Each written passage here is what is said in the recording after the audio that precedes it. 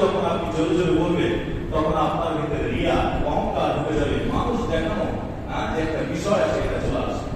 তাহলে জিকিরের শব্দগুলো হবে আস্তে আস্তে শুধুমাত্র আল্লাহকে সন্তুষ্ট করার উদ্দেশ্যে।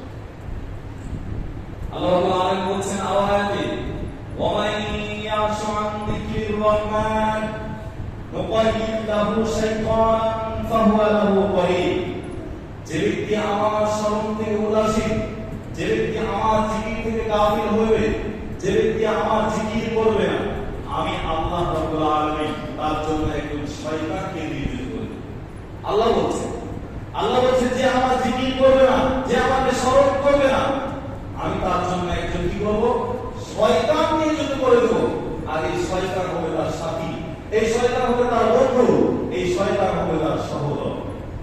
তাহলে হাইয়া আলাস সালাহ হাইয়া আলাল ফালাহ বলে মসজিদে সালাতের দিকে কল্যাণের দিকে আহ্বান করা হচ্ছে, আর আপনি মসজিদে না এসে বিভিন্ন জায়গায় আপনি দোকান করে বাসায় অবস্থান করছেন। আল্লাহর জিকিরের দিকে না এসে আপনি শয়তানের পথে অগ্রসর হচ্ছেন। আল্লাহ বলছেন যে আমি তার জন্য একজন শয়তান তার বন্ধু বানিয়ে দেব। এই আয়াতের তাফসীরে যে বক্তব্য এসেছে, যখন কিয়ামতের ময়দানে চূড়ান্ত ফয়সালা করা হবে, ওই তার বন্ধু শয়তানকে এবং তাকে যখন জাহান্নামে নিক্ষেপ করা হবে